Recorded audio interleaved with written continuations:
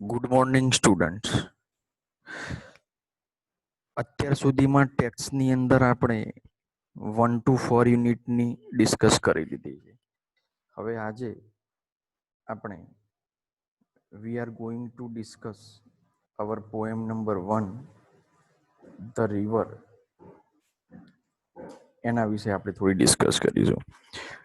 Students, in this poem there are 4 paragraphs, 4 stanzas, 4 stanza છે. હવે પોએમને સમજવાની પણ એક ચોક્કસ પદ્ધતિ હોય છે. અહીંયા 1 by 1 એક એક સ્ટેન્જા હું તમને સમજાવું છું. So please listen to me carefully. અહીંયા પહેલો જ સ્ટેન્જા હું સ્ક્રીન ઉપર બતાવું છું તમને. આ આપણો પહેલો સ્ટેન્જા છે. River river little river, bright you sparkle on your way, over the yellow pebbles dancing, through the flowers and foliage glancing, like a child at play. तो देखो, there are 5 lines in this stanza. The second line and the fifth line, you can see, second line is bright you sparkle on your way. The last word of the second line is way. અને fifth line તમે જુઓ વિદ્યાર્થી મિત્રો, like a child at play. તો એની અંદર એટલે કે આ જે સ્ટેન્જા આપેલો છે, આ 5 લાઈનના સ્ટેન્જાની અંદર તમને દરેકે દરેક પેરેગ્રાફની અંદર આ સિમિલારિટી જોવા મળશે. જેમ કે second line and the fifth line, the last words are the rhyming word. That means કે way and play are rhyming words. In the same way, you can see in the third and the fourth line, dancing and glancing are the rhyming words. એટલે દરેકે દરેક પોએમની એક ચોક્કસ પેટર્નમાં લખાયેલી હોય વિદ્યાર્થી મિત્રો. તમે આ પોએમની અંદર 4 સ્ટેન્જા આપેલા છે. ચારે ચારની અંદર દરેકે દરેકની અંદર બીજી અને પાંચમી લાઈનનો છેલ્લો વર્ડ જે છે એ રાઇમિંગ વર્ડ હશે. અને ઇન ધ સેમ વે ત્રીજી અને ચોથી લાઈનની અંદર છેલ્લો વર્ડ રાઇમિંગ વર્ડ હશે. હવે એને આપણે એનું ટ્રાન્સલેશન સમજીએ. River river little river, bright you sparkle on your way. હે નાનકડી નદી, પાછી કેવી છે? બ્રાઇટ, બહુ તેજસ્વી છે. અને જ્યારે નદી વહેતી હોય ત્યારે you sparkle on your way, તું તારા રસ્તા ઉપર ચમકતી હોય છે. અને નદી હંમેશા વહેતી જ હોય. અને સ્પાર્કલ એટલે ચમકતું, એટલે એનું પાણી જે સૂર્યપ્રકાશની અંદર જે ચમકે છે એની. Over the yellow pebbles dancing, pebble એટલે પથ્થર, નાના જે હોય એ. તો પીળા ગોળ પથ્થરો ઉપર તું ડાન્સિંગ એટલે નૃત્ય કરતી કરતી આ નદી જઈ રહી. એટલે નદીની અંદર આપણે પગ મૂકીએ તો જ્યારે આપણે એની અંદર પગ મૂકીએ ત્યારે અંદર કાંકરા જોવા મળતા હોય છે. તો એ નદી પીળા પથ્થરો ઉપર ડાન્સિંગ નૃત્ય કરતી કરતી જઈ રહી હોય છે. Through the flowers and the foliage dancing. હવે ફૂલો, ફ્લાવર્સ એટલે ફૂલ અને ફોઇલેજ એટલે વેલા. હવે એમને નિખરતી અને જાણે કે એક બાળકની જેમ નદી જઈ રહી હોય એવું આપણને લાગી રહ્યું છે. તો અહીંયા ધ રિવર, હવે તમને આ પોએમમાં આ સ્ટેન્જામાંથી એવો પ્રશ્ન પૂછવામાં આવે કે with whom is the river compared, તો આ પોએમની અંદર the river is compared with a child, એક નાના બાળક સાથે સરખામણી કરેલી છે. જેમ કે નાનું બાળક ચાલતું હોય ત્યારે કૂદકા મારતું ચાલતું હોય ને, તો એવી રીતે આ નદી પણ એની શરૂઆતની જે ડિસ્ક્રિપ્શન જે છે એની અંદર તમને આ રીતનું સમજણ આપેલી છે. હવે નેક્સ્ટ પેરેગ્રાફની હવે વાત કરીશું આપણે. નેક્સ્ટ પેરેગ્રાફની અંદર જોઈ લો વિદ્યાર્થી મિત્રો. રિવર રિવર સ્વેલિંગ રિવર, સમજી લો. ઉભરાતી નદી, છલકાતી નદી, સ્વેલિંગ રિવર. હવે આ જે 5 લાઈન છે, there are 5 લાઇન્સ સમજી લો. તો in this stanza, second and the fifth line મેં પ્રીવિયસલી તમને સમજણ આપી, સમજી લો કે smooth and the youth are the rhyming words. Third and fourth line you can see leaping and sweeping are rhyming words. તો હવે એનું ટ્રાન્સલેશન જોઈએ વિદ્યાર્થી મિત્રો. રિવર રિવર સ્વેલિંગ રિવર, છલકાતી અથવા તો ઉભરાતી નદી. On you rush through rough and smooth. હવે દોડતી આગળ તોફાની અને ક્યાંક મંદ. રફ એટલે તોફાની અને સ્મૂથ એટલે ધીમી ધીમી ગતિએ એ જતી હોય. લાઉડર એટલે અવાજ કરતી. ફાસ્ટર એટલે ઝડપી. ફાસ્ટર એટલે ઝડપી. બ્રાઉલિંગ એટલે ગણગણ ગણગણ અવાજ કરતી કરતી. લીપિંગ એટલે ઉછળતી એટલે કે કૂદકા મારતી. ઓવર ધ રોક્સ ખડકો ઉપરથી.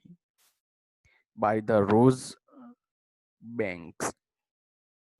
હવે જ્યારે નદી વહેતી હોય ત્યારે નદીના કિનારા ઉપર નાના નાના છોડ ઉગેલા હોય, ગુલાબ ઉગેલા હોય, તો એ ગુલાબોને સ્પર્શતી આ નદી આગળ જઈ રહી છે. સ્વીપિંગ એટલે ઝડપથી વધતી. લાઈક ઇમ્પિટ્યુઅસ યુથ, જાણે કે એક જોશીલો યુવાન ના હોય. હવે river is compared with a impetuous youth. નદીને યુવાન કહેવામાં આવે છે કારણ કે તે હંમેશા આગળ વહેતી હોય છે. અને એની અંદર અહીંયા જુદા જુદા શબ્દો વાપરેલા છે. લાઉડર, ફાસ્ટર, બ્રાઉલિંગ, લીપિંગ, સ્વીપિંગ, સમજી લો. અને આ બધા જ ગુણ જે છે, આ બધા જ ફીચર્સ જે છે એ યુવાન વ્યક્તિની અંદર આપણે જોઈ શકતા હોઈએ છીએ. એટલા માટે અહીંયા નદીને અહીંયા river is compared with impetuous youth. તો આની અંદર વિદ્યાર્થી મિત્રો આ સ્ટેન્જાની અંદર બીજી અને પાંચમી લાઈનની અંદર બંને વર્ડ્સ જે છે રાઇમિંગ વર્ડ છે, અને ત્રીજી અને ચોથી લાઈનની અંદર રાઇમિંગ વર્ડ આપેલા છે. રાઇમિંગ વર્ડની અંદર એક રૂલ છે, એની વાત કરી લઉં તમને કે રાઇમિંગ વર્ડ જ્યારે તમારે ફાઇન્ડ આઉટ કરવાનો આવશે ત્યારે it may be at the end of the sentence. વાક્ય પૂરું થાય ત્યાં જ તમને, જેમ કે અહીંયા સ્મૂથ છે તો એનો રાઇમિંગ વર્ડ જે શોધવાનો કયો છે એ પાંચમી લાઈનમાં છેલ્લો જ શબ્દ છે, એ જોઈ લો. એ રીતે પેટર્ન હોઈ શકે છે. હવે એના પછી આપણે હવે ત્રીજો પેરેગ્રાફ જોઈશું. ત્રીજા પેરેગ્રાફની અંદર તમે જોઈ શકો છો કે river river the brimming river, એટલે કે ઉભરાઈ જતી નદી, સમજો. તો હવે